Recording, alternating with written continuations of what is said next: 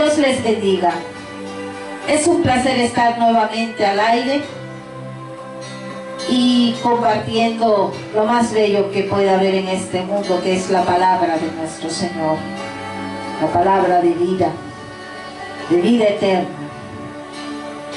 Les invito a que abran sus Biblias en el libro de Santiago.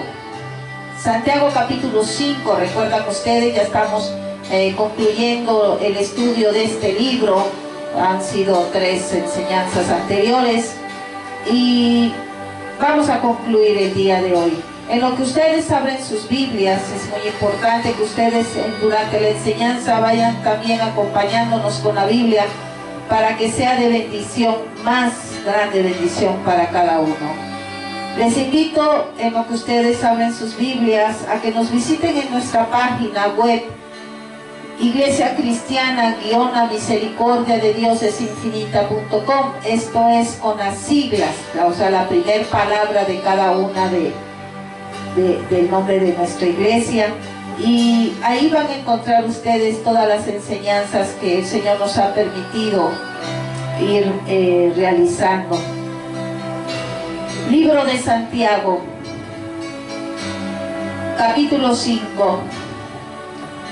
Leemos la palabra en el nombre del Padre, del Hijo, del Espíritu Santo. Amén.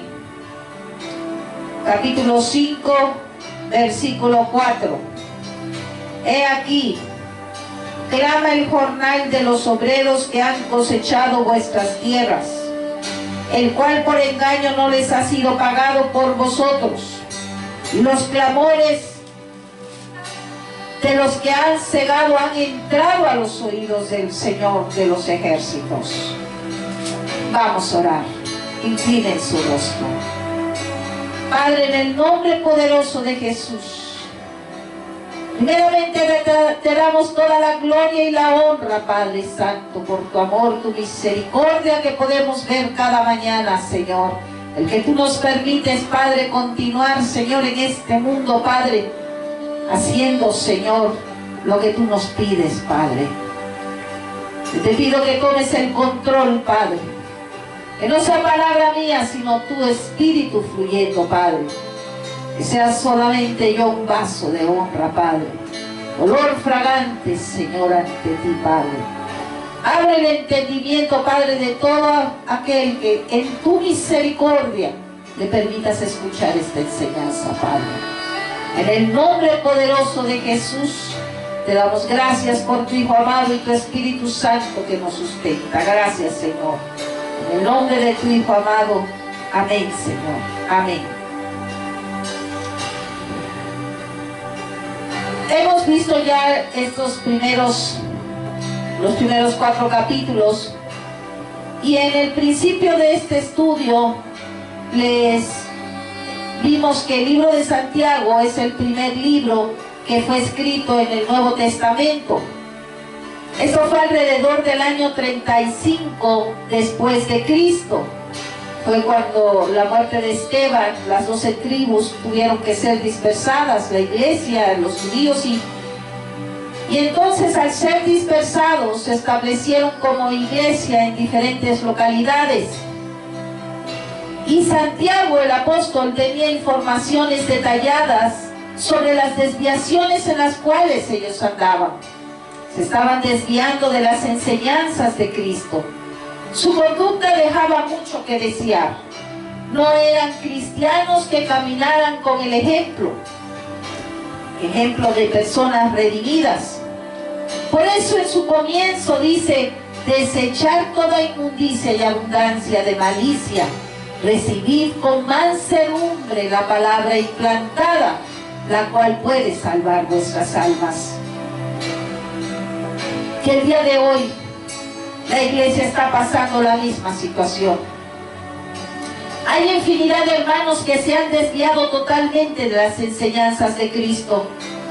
Su ejemplo deja mucho que desear.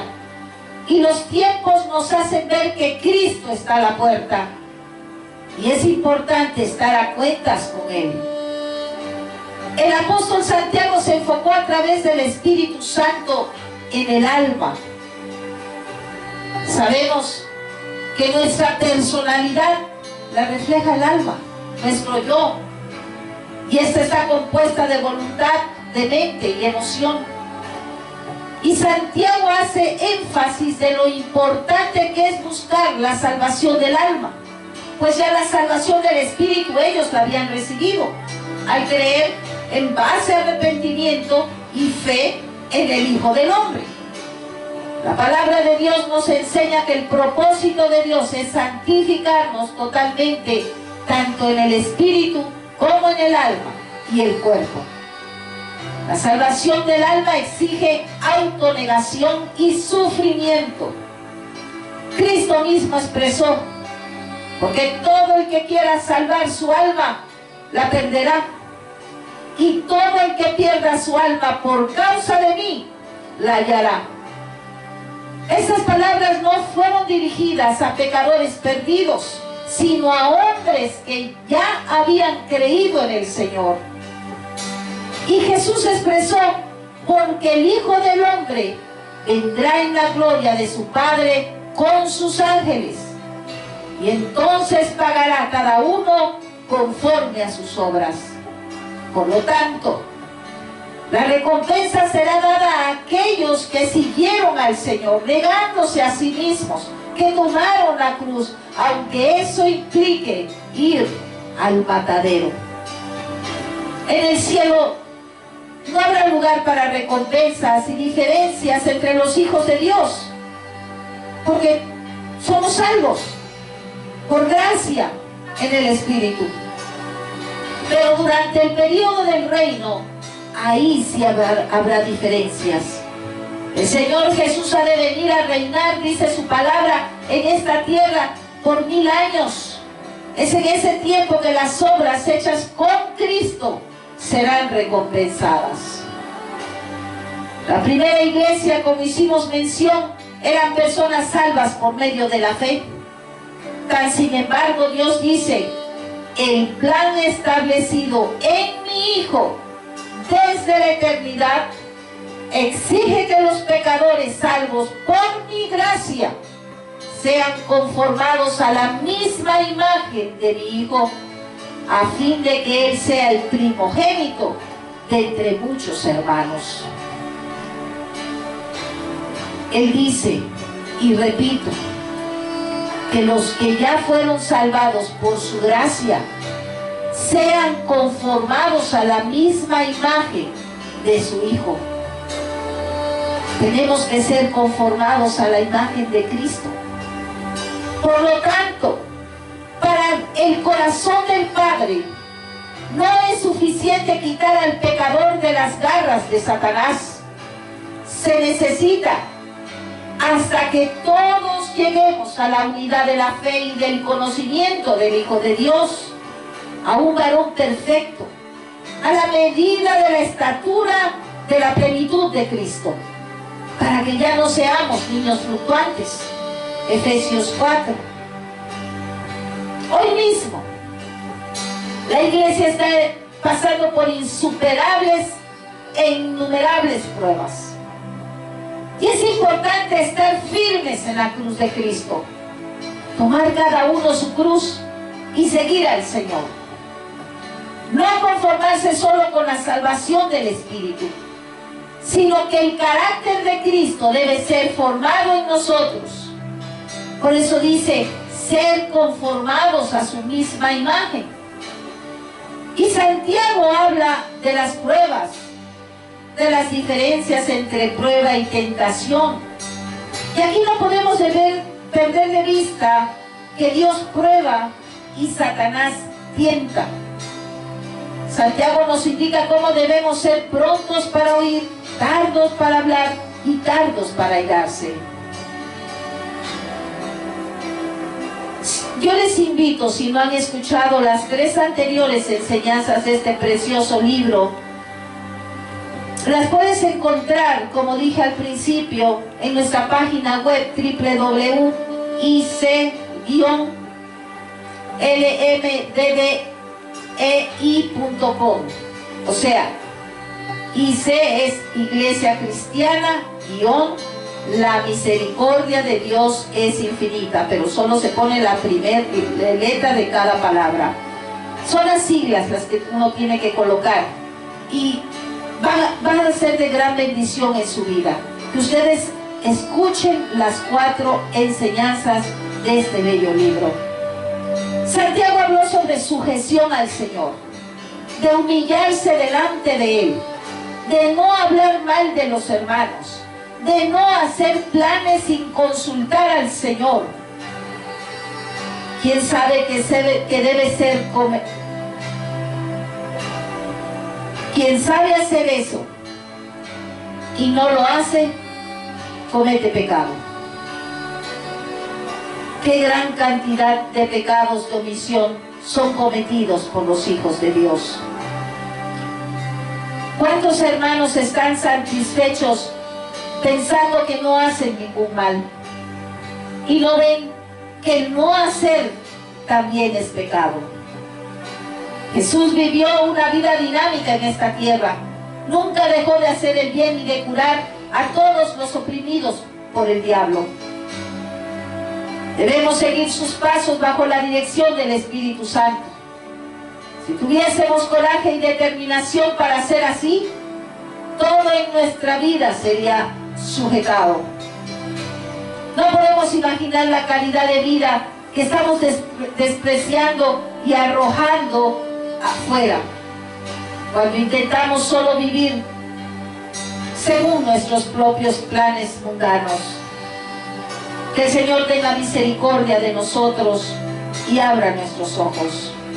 El Señor no se equivoca. Por esa razón el Espíritu Santo dirigió al apóstol Santiago a escribir el primer libro. Escuche, el primer libro del Nuevo Testamento, donde habla precisamente de lo que es el alma. Es para ponerse a pensar lo importante que es para Dios sujetarla.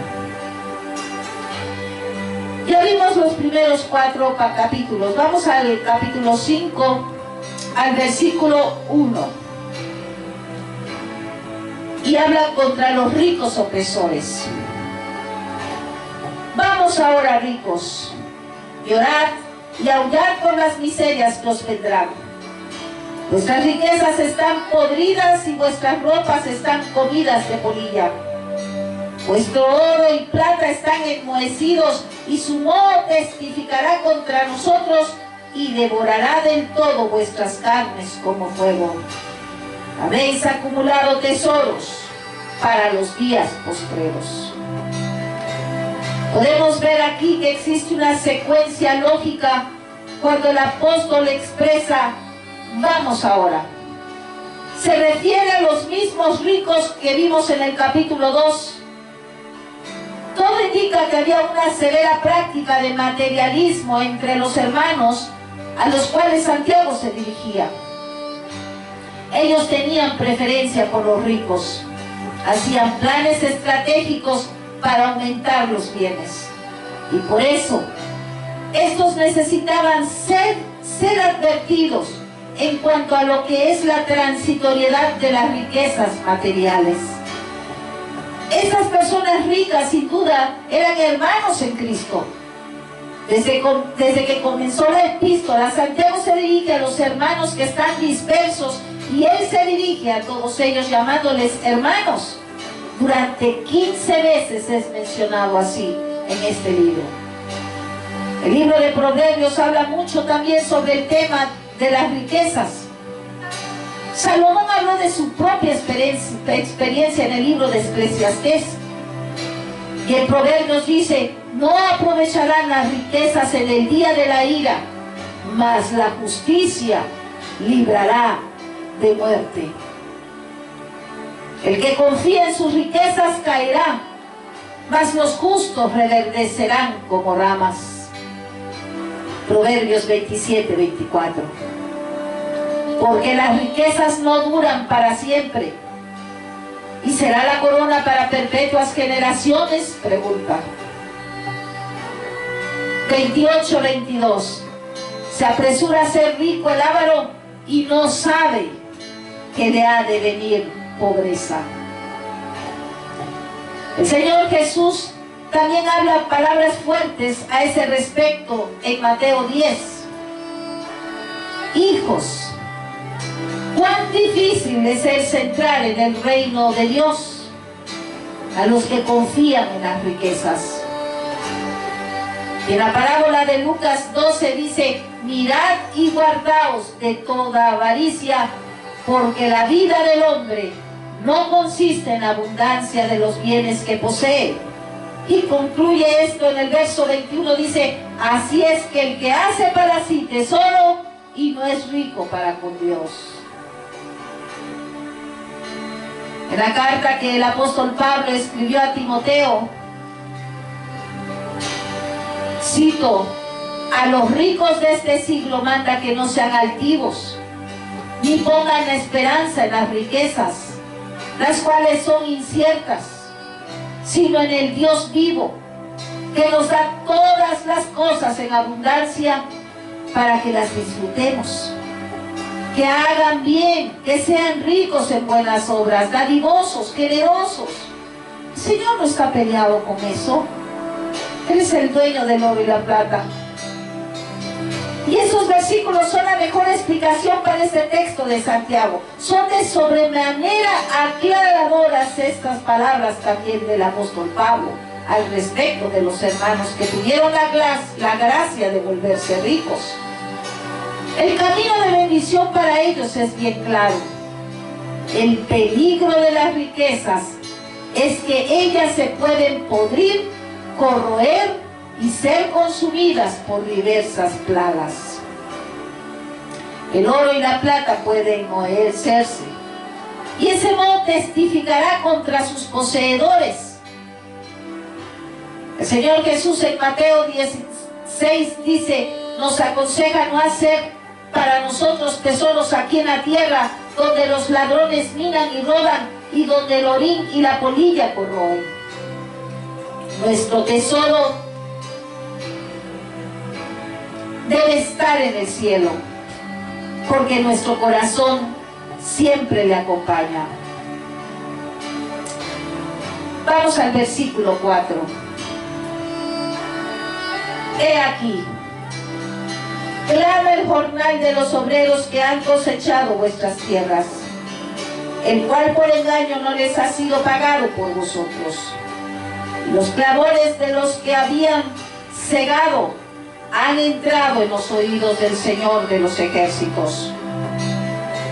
Habéis vivido en deleites sobre la tierra y sido disolutos. Habéis engordado vuestros corazones como en día de matanza. Habéis condenado y dado muerte al justo, y él nos hace resistencia. Con estas palabras Santiago concluye su exposición al respecto de la reacción correcta que los cristianos deben tener cuando están bajo las pruebas. En esta última división, él abordó el tema de tardo para irarse. Los bienes materiales guardados de forma egoísta, al final, actúan como veneno en las carnes de aquellos que las poseen. Existe un dictado popular que dice, cuanto más tiene, más quiere.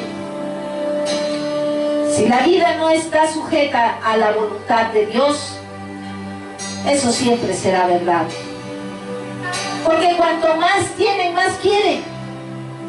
Y llegan al punto incluso de retener el salario justo a sus trabajadores. Los trabajadores cosechaban los campos, ayudándoles a quedar más ricos, y aún así el salario les era retenido. Y esto que muchos quieren ignorar es que los clamores de los que habían cegado han entrado en los oídos del Señor de los ejércitos. En la parábola de Lucas 12 fue dicho, pero Dios le dijo, necio, esta noche vienen a pedirte tu alma, y lo que has provisto, ¿de quién será? Pueda el Señor darnos sabiduría para que todo lo que Él coloque en nuestras manos lo usemos para su gloria. Como dice su palabra en 1 Corintios 10:31. Si pues coméis o bebéis o hacéis otra cosa, hacedlo todo para la gloria de Dios. Versículo 7. Por tanto, hermanos, tened paciencia hasta la venida del Señor. Mirad cómo el labrador espera el precioso fruto de la tierra, aguardando con paciencia hasta que reciba la lluvia temprana y la tardía. Tened también vosotros paciencia y afirmad vuestros corazones, porque la venida del Señor se acerca. Gloria a Dios. No hay nada más que conforte más nuestro corazón que meditar en el regreso inminente del Señor. ¿Sí? Principalmente cuando estamos pasando esta prueba de la pandemia. Esa es nuestra esperanza, que Cristo viene. Y todas las pruebas que vienen por delante, porque cada vez serán más y más fuertes.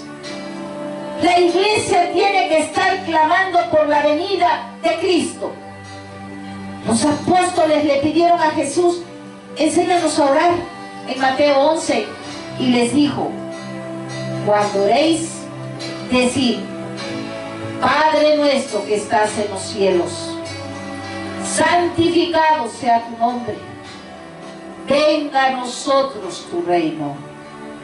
¿Puedes ver? Necesitamos clamar que su reino se establezca ya en la tierra. Pero para esto tiene que haber muchos movimientos. La misma creación está clamando por la redención, lo estamos viendo. Pero eso no es para asustar, de ninguna manera, sino todo lo contrario. Porque el que está parado en la roca, que es Cristo, está cubierto con la sombra del Omnipotente. Y eso lo podemos ver en lo espiritual, como Dios cuidó a su pueblo de Israel en las plagas de Egipto. ¿No fue así? Dice su palabra que el que habita el abrigo del Altísimo morará bajo la sombra del Omnipotente. Diré yo a Jehová: esperanza mía, castillo mío, mi Dios, en ti confío. Poder subir como alas de águila, correr sin cansarnos y andar sin fatigarnos. El que descansa en el Señor en todas sus pruebas puede sentir su bálsamo. Muchas veces escuchamos palabras, pero no profundizamos en esas palabras. Y una de esas palabras es esa: que cuando el Señor, el creyente, descansa en Él, puede sentir su bálsamo. ¿Qué es bálsamo? Las propiedades curativas del bálsamo eran muy conocidas en el Antiguo Testamento y hacen mucha referencia continua a sus virtudes medicinales, sobre todo al tratar las heridas. Tenemos que confiar en el Señor de que Él es suficiente. Yo les invito a que vayamos al libro de Jeremías. No pierdan, por favor, el libro de Santiago, porque vamos a regresar. Jeremías 8.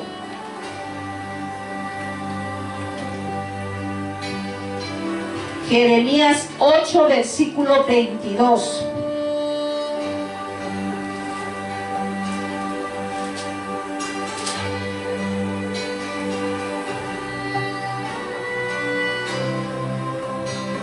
¿No hay bálsamo en Galaad? ¿No hay allí médico? ¿Por qué pues no hubo medicina para la hija de mi pueblo? ¿A qué se refería al preguntar si no había bálsamo en Galaad? En ese tiempo, el pueblo de Israel estaba en un estado lamentable espiritualmente, como el día de hoy, la iglesia. Isaías lo describió de esta manera: desde la planta del pie hasta la cabeza misma, no hay en él lugar sano. Heridas, magulladuras y contusiones frescas no han sido vendadas. A pesar de que los israelitas eran exhortados por los profetas de que se volvieran a los caminos del Señor, ellos se negaron a cambiar de actitud. No fueron como el pueblo de Nínive, cuando fueron exhortados por Jonás. Ellos recapacitaron y se arrepintieron, y eran impíos. El pueblo de Israel no admitió que sufría una enfermedad espiritual, ni buscaron tratamiento, y eran exhortados continuamente. Por eso el profeta se lamentó. En Jeremías 8:9, les invito a que vayan al versículo 9.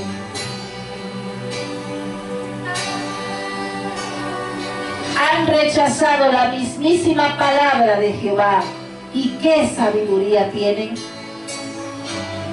Como los israelitas no se arrepintieron, no recibirían el bálsamo espiritual de Jehová. A eso se refería Jeremías cuando preguntó: ¿no hay bálsamo en Galaad? Hoy también la iglesia está llena de heridas y magulladuras y contusiones.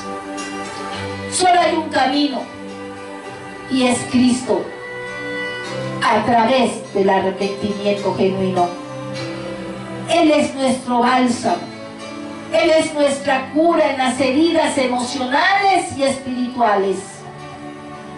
En tiempos de Jesús, muchas personas de buen corazón se encontraban en una situación similar.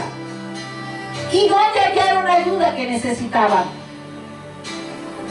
Miren, en el año 30 de nuestra era, Jesús leyó en la sinagoga de Nazaret estas palabras de Isaías: Jehová me ha ungido para anunciar buenas nuevas a los mansos. Me ha enviado para vendar a los quebrantados de corazón. Al aplicarse a sí mismo este versículo, Jesús se identificó como el Mesías, aquel a quien se le había encargado comunicar un mensaje de consuelo y esperanza. Durante su ministerio predicó con entusiasmo las buenas nuevas del reino de Dios. En su sermón del monte les prometió a quienes sufrían desgracias que vendrían tiempos mejores.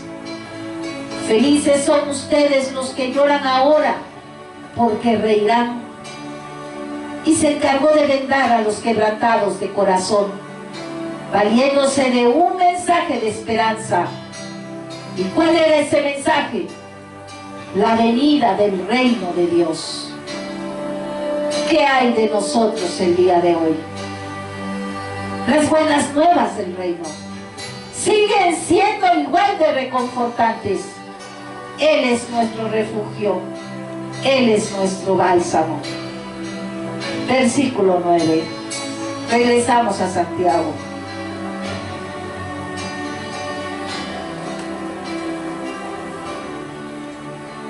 Hermanos, no os quejéis unos contra otros para que no seáis condenados. He aquí, el juez está delante de la puerta.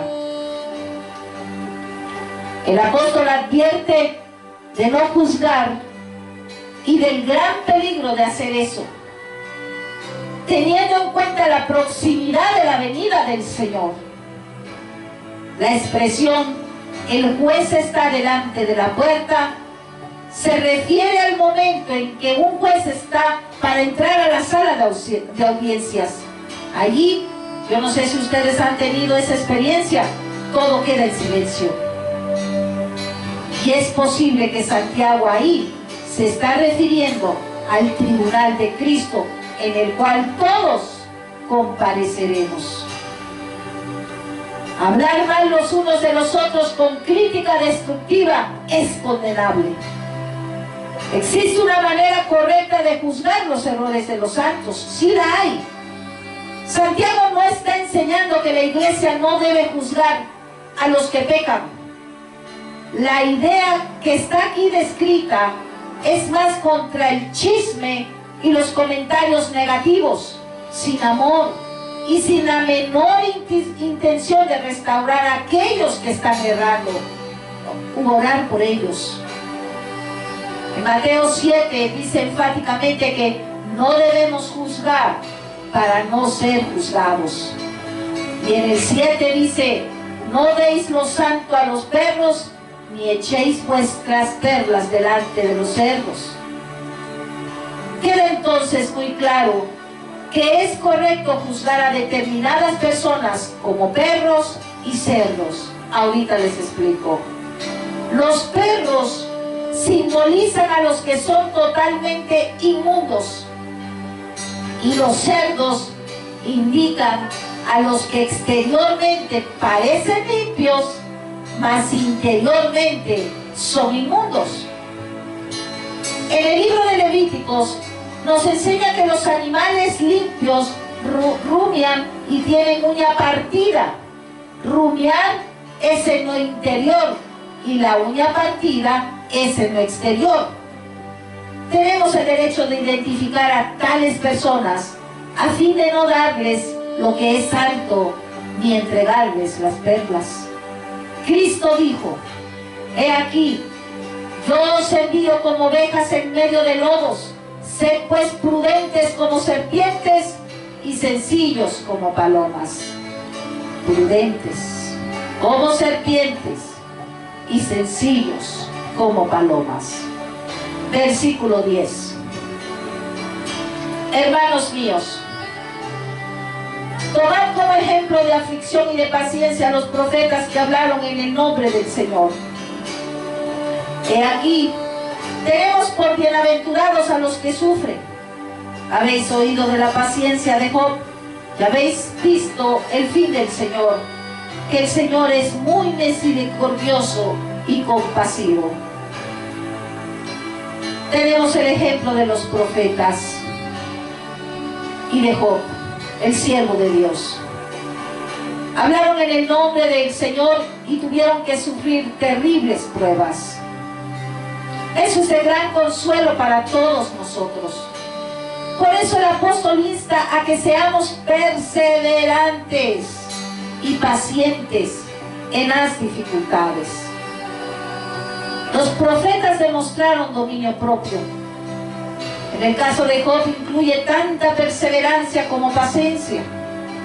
Fue necesario ser paciente para con sus amigos que lo acusaban y perseverante para ir hasta el fin de esa última prueba, su enfermedad.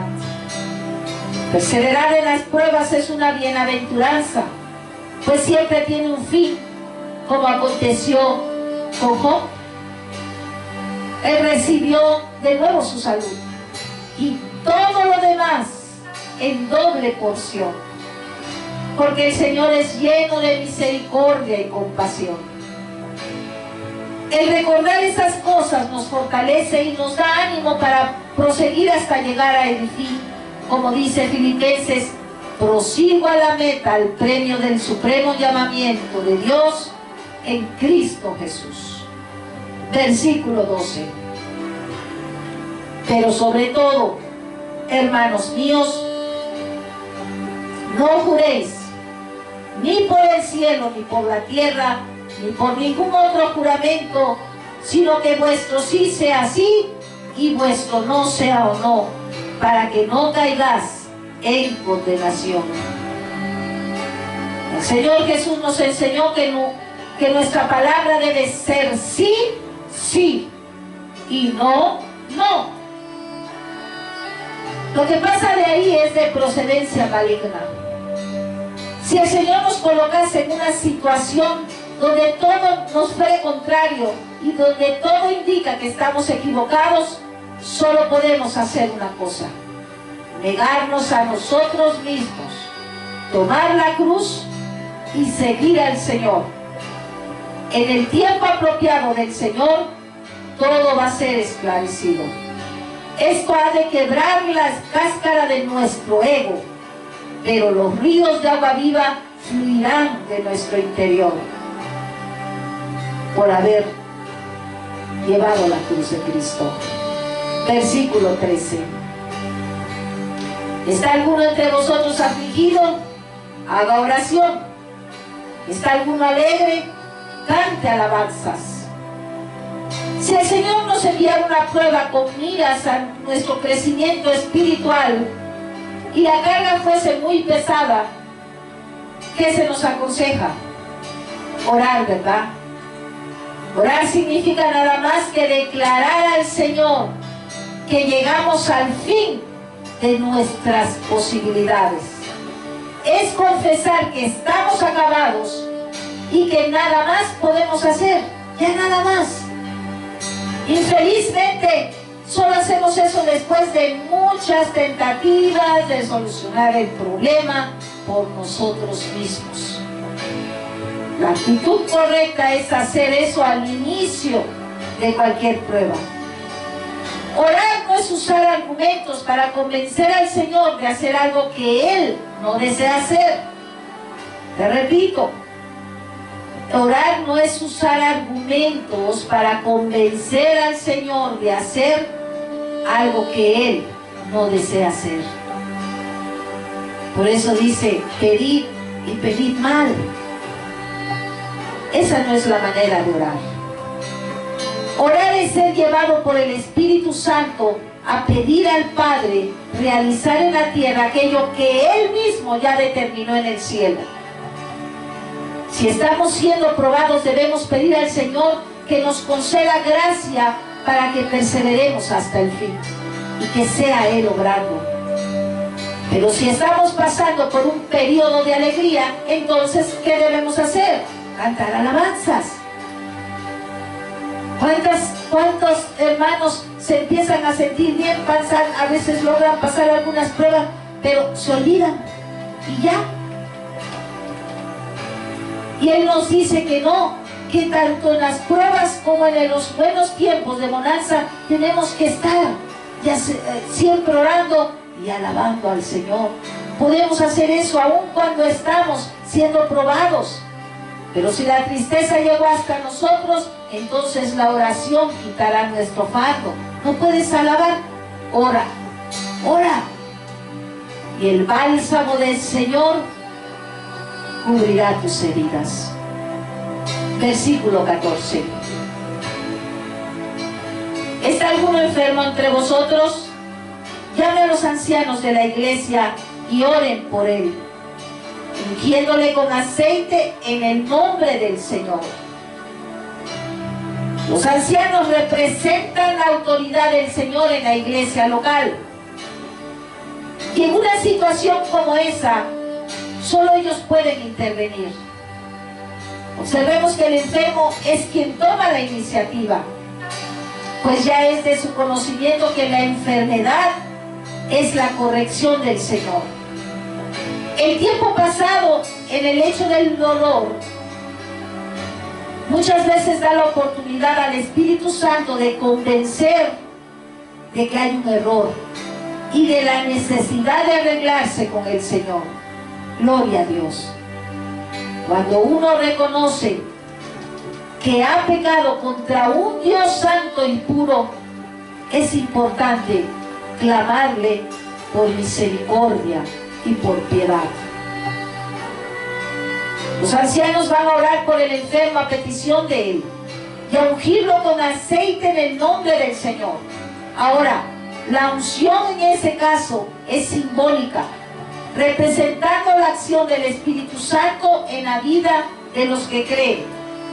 Por causa del pecado practicado, tal persona había bloqueado la operación del Espíritu en su vida, porque el Espíritu es un caballero.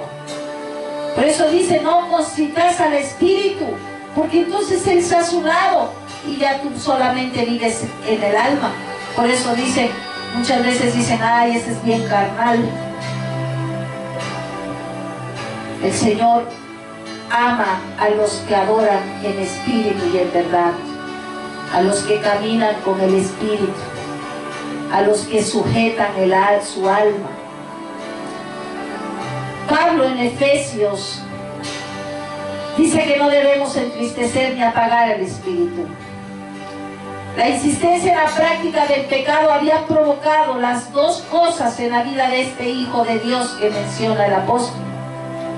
Los ancianos, como representantes de la autoridad del Señor, al ungir al enfermo, están como solicitando al Señor que retorne la operación del aceite del Espíritu en esa oveja descarriada. No había, pero tampoco lo hay hoy, ningún poder espiritual en el aceite para curar. Escuche usted esto. No hay ningún poder espiritual en el aceite. El aceite es apenas un símbolo de la realidad de la operación del Santo Espíritu. Infelizmente muchos han llevado la verdad de la palabra mucho más allá de lo que ella es, y de esa forma han provocado muchas dificultades en las mentes de los hijos de Dios, y principalmente en aquellos que aún no creen. Eso es terrible. El aceite no es un símbolo. Es importante hacerles entender que solo es un simbolismo, y también que no cualquiera puede orar para interceder. No es así. Incluso se tiene que ver el caminar de los ancianos que están en la iglesia, si verdaderamente están sujetos al Señor. Tienen que ser personas que estén a cuentas con el Señor, como lo son los ancianos en muchos casos.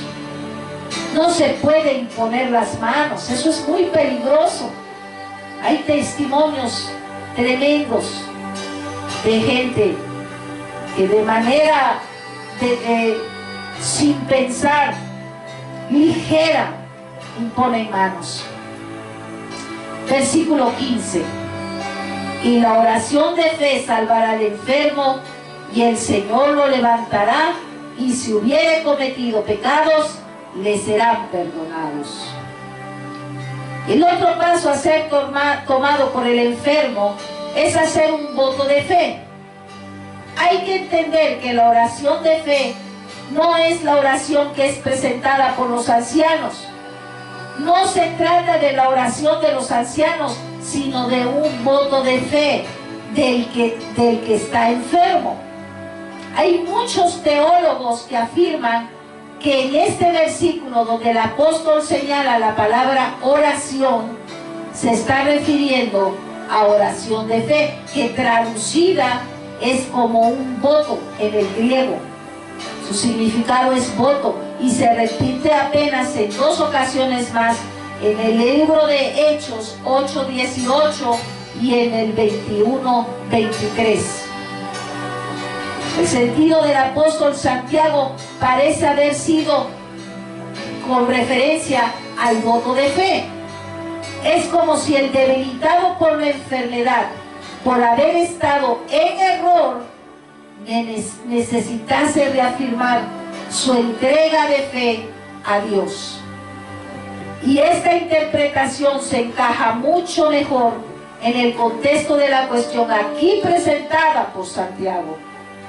Cuando el voto de fe es ofrecido al Señor en sinceridad de corazón, el resultado es como dice en este versículo: el Señor lo levantará. Él solamente quiere un corazón arrepentido, un corazón contrito, humillado, que reconozca que falló y hacer nuevamente un voto.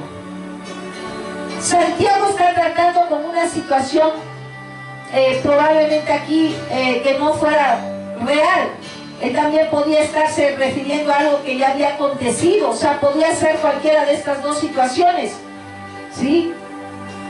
Pero es importante entender que un cristiano puede estar enfermo sin estarlo por causa del pecado. Y puede igualmente solicitar la presencia de los ancianos de la iglesia o los hermanos que oren por él, para ungirlo con aceite en el nombre del Señor y recibir la bendición de ser curado. Aún así, la responsabilidad de interpretar si existe el aspecto de la corrección envuelto en el asunto le corresponde al serlo al propio enfermo. Él es el que se tiene que poner a cuentas con el Señor. Es muy importante tener bien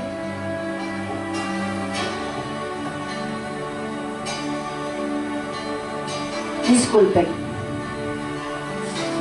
Oh, duele mi mano. Ok, hermanos. Queda bien claro que el pecado puede causar enfermedades, como lo revela la Escritura. Cuando nosotros vemos 1 Corintios 11 dice: porque el que come y bebe indignamente, sin discernir el cuerpo del Señor, juicio come y bebe para sí. Por lo cual hay muchos enfermos y debilitados entre vosotros, y muchos duermen. Si pues nos examinásemos a nosotros mismos, no seríamos juzgados. Mas siendo juzgados, somos castigados por el Señor, para que no seamos condenados con el mundo. Tremenda palabra. Tremendo señalamiento que nos hacen. Por eso muchas veces cuando te invitan a compartir la cena del Señor, uno tiene que verificar verdaderamente si está a cuentas con el Señor, porque si no, juicio toma. Por eso, como dice aquí, muchos duermen, muchos están debilitados. Tristemente, dicen, hacen señalamiento y invitan a las personas y todos pasan sin entender que esto es algo muy serio. En los primeros capítulos del apóstol Santiago nos enseña que existe una diferencia entre prueba y tentación. Y al final aquí nos está entonces mostrando la diferencia entre prueba y corrección. La prueba viene del Señor y la tentación es del parte del diablo. La prueba viene del Señor y la corrección también. La prueba tiene como meta desarrollar la vida del Señor en nosotros y tornarnos maduros y espirituales. La corrección viene cuando estamos errados y no nos disponemos a oír la voz del Espíritu Santo en nuestra conciencia. Entonces, ¿a qué punto llegamos aquí? Que la corrección puede ser evitada. Por eso dice en 1 Corintios 11, si pues nos examinásemos a nosotros mismos, no seríamos juzgados. Necesitamos juzgarnos a nosotros mismos con la misma luz que el Espíritu Santo nos ha dado. Muchas veces tiene uno que decir, ayúdame a arrepentirme de mi arrepentimiento, porque a veces el arrepentimiento solamente es de boca para afuera. Ayúdame a arrepentirme verdaderamente. Ayúdame a ver, Señor. Hazme ver. Él solamente quiere que tú pidas, que tú te sinceres. Incluso cuando no sientes nada, dile, y Él obra. Versículo 16. Confesaos vuestras ofensas unos a otros y orad unos por otros para que seáis sanados. La oración eficaz del justo puede mucho. En primer lugar, no se trata de alguien confesándose como un padre o sacerdote o un líder o un discipulador. Debemos observar que la confesión aquí es mutua, es unos con otros, está diciendo el apóstol. Que tenemos que ser transparentes unos con otros y también confidentes, pero Hay un pero grande aquí. Infelizmente, por causa del nivel espiritual de la mayoría de los hijos de Dios, que es muy reducido, eso no ocurre frecuentemente. Porque se convierte en habladurías y críticas destructivas que no permiten una confianza tal para que eso sea practicado. No existe una orden bíblica que indique que se deben confesar los pecados públicamente, tampoco. Solamente cuando el Espíritu Santo indica, se tendrá que confesar públicamente. Pero no quiere decir que se den detalles del pecado cometido. Se debe entender que contra quien se está pecando es contra un Dios santo. Yo viví esa experiencia.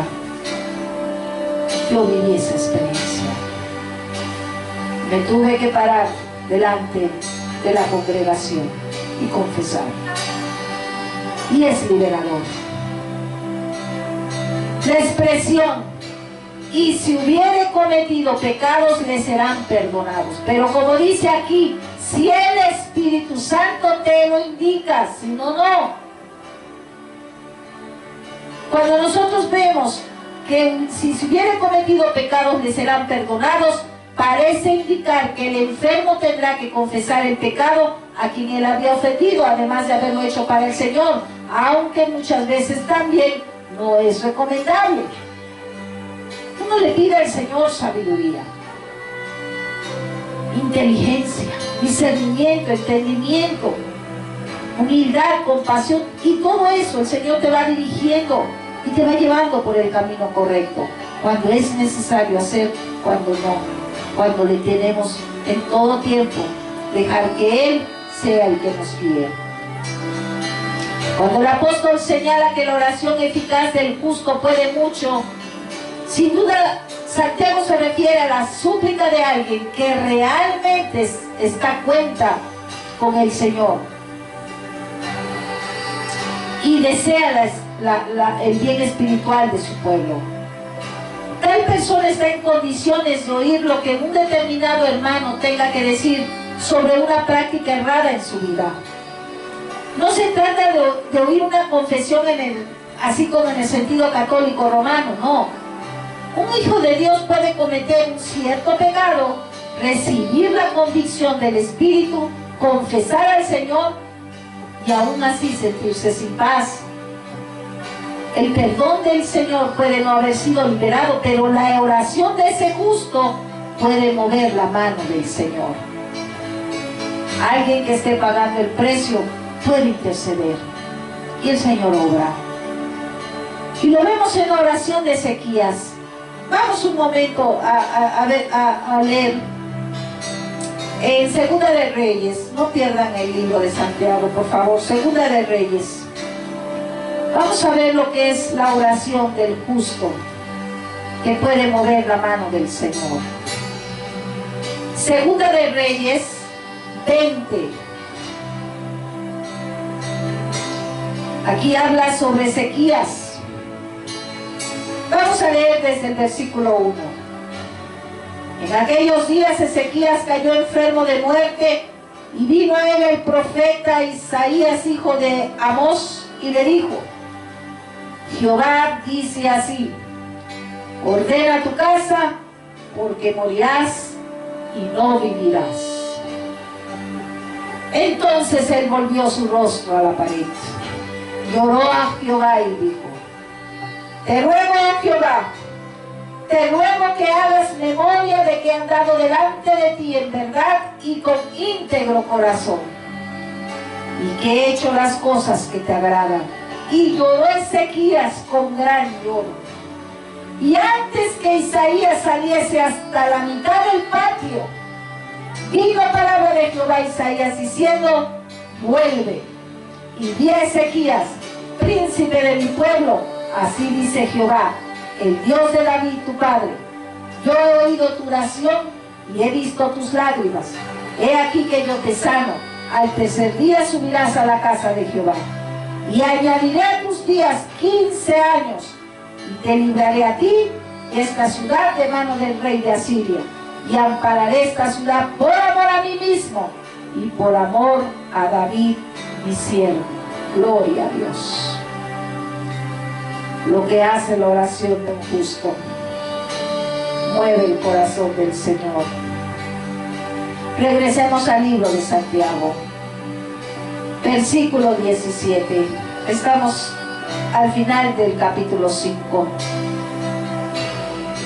Elías era hombre sujeto a pasiones semejantes a las nuestras. Lloró fervientemente para que no lloviese, y no llovió sobre la tierra por 3 años y 6 meses.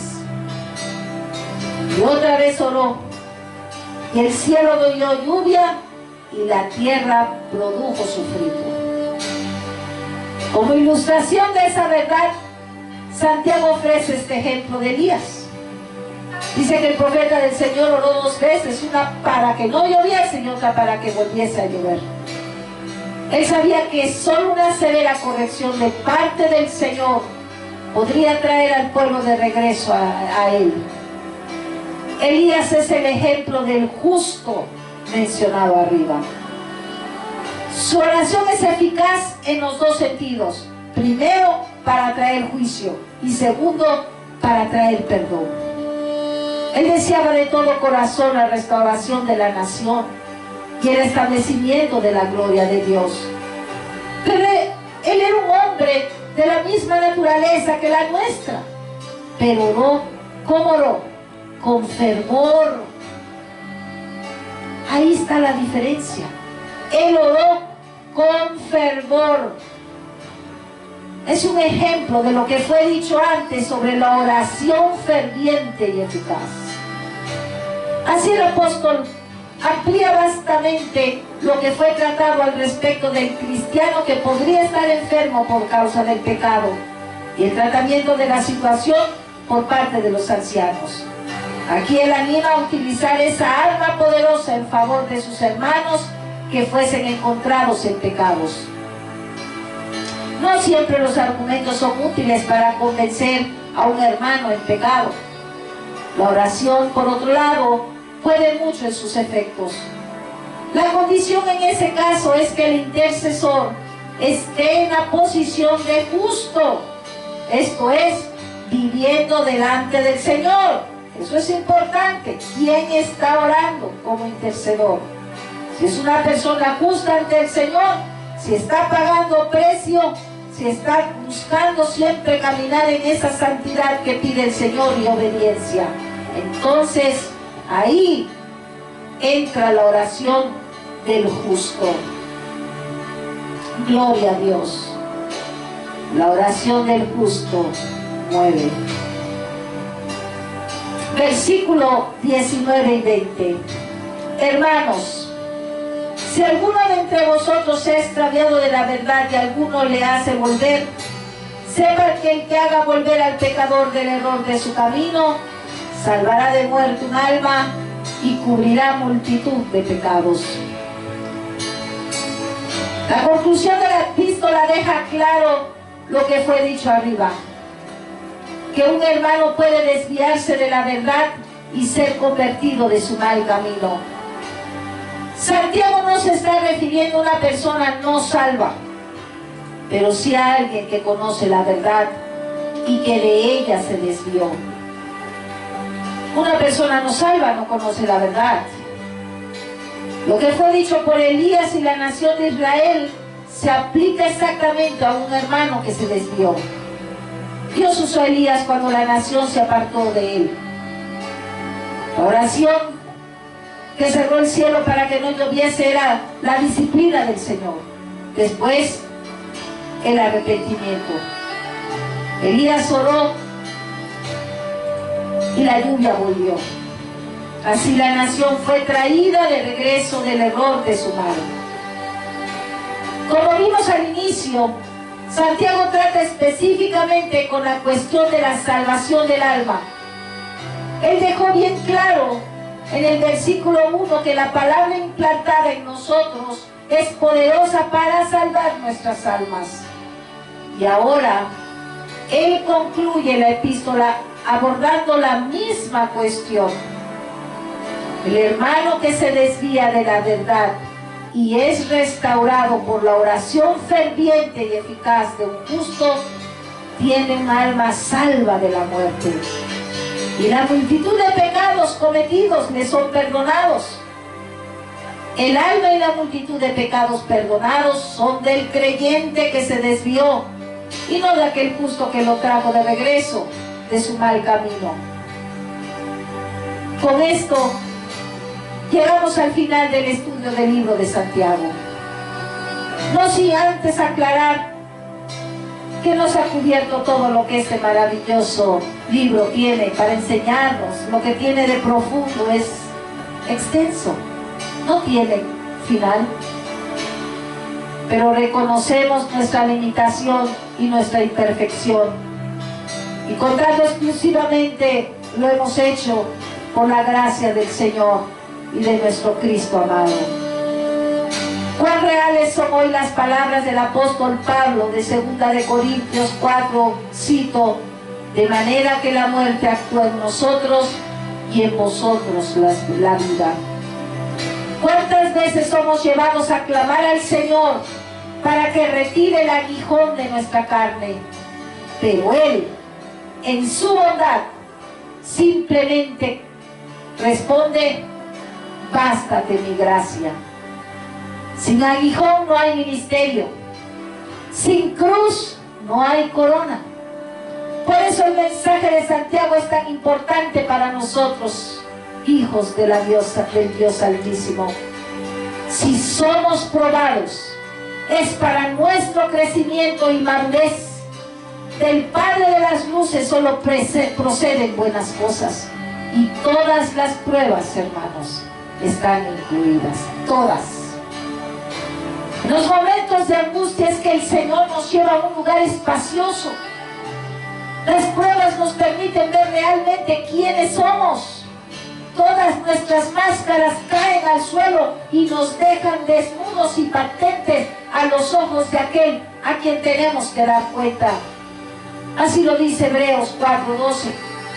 No podemos olvidar que todas las pruebas nos guían a madurar y a prepararnos para recibir la corona. Esta a su vez nos permitirá reinar con Cristo en el milenio. Pablo deja eso bien claro al decirnos en Hechos 14: es necesario que a través de muchas tribulaciones entremos en el reino de Dios. Es mi sincera oración que el Señor quiera hacer uso de estas simples palabras para la madurez de muchos de sus hijos que estén pasando por pruebas sin saber la finalidad de ellas. No sabemos. Como dice la palabra, hay cosas que no entiendes hoy, pero entenderás mañana. Que el Espíritu Santo pueda despertar a muchos para el deseo de vivir piadosamente en Cristo Jesús, pero teniendo claro conocimiento que sin duda las tribulaciones estarán presentes. Que la gracia de nuestro Señor nos ayude a vivir conforme a la orientación del Espíritu a través de Santiago. Si somos colocados por el Señor en el crisol de la prueba, que todo hombre sea pronto para oír, tardo para hablar, tardo para airarse. Pueda el Señor bendecirnos. Yo les invito a los que aún no conocen del Señor, pero te ha inquietado, ha tocado tu corazón. Yo quiero orar por ti. Da un paso de fe. No te estoy diciendo que con esto vas a ser salvo, no. Al dar un paso de fe, yo solo te pido que te presentes ante el Señor con todo tu corazón. Desnúdate ante Él. Dile que quieres arrepentirte. Dile que quieres caminar con Cristo. Dile que quieres estar escrito en el libro de la vida. Dile que te ayude. Y a través del tiempo, Él lo va a hacer. Él solamente quiere un corazón constrito y humillado a Él. Y Él hará. un corazón arrepentido. Por eso Cristo dijo sus primeras palabras: arrepentíos, porque el reino de Dios se ha acercado. Y el reino de Dios, verdaderamente ahora, ya estamos en los últimos tiempos. Ya se está completando el tiempo. Todo de acuerdo a cómo está en las Escrituras, del libro de Apocalipsis, de la revelación de Daniel. Ya todo se está enfilando, hermanos. Damos gracias al Señor, porque eso nos llena con una esperanza grande de poder ser parte de estos últimos tiempos. Gloria a Dios. Inclinen sus rostros, vamos a orar.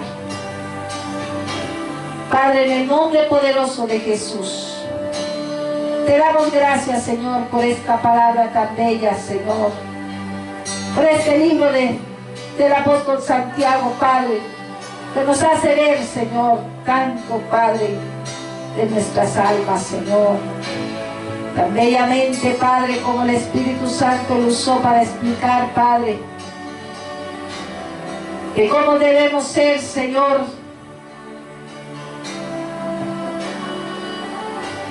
prontos para oír, tardos para hablar, tardos para airarse. Padre, en el nombre poderoso de Jesús, yo te pido por estas almas, Padre, que estén dando, Señor, un paso de fe, pidiéndote, Señor, que obres en sus vidas, Padre. Ten misericordia, Padre. Ten misericordia, Padre Santo de ellos. Y por todos los demás hermanos, Padre, ayúdales, Padre. Fortalece la fe y la esperanza en sus corazones, Padre, para el día que está pronto por llegar, Señor. En el nombre poderoso de Jesús te damos gracias, Señor. Amén, Señor.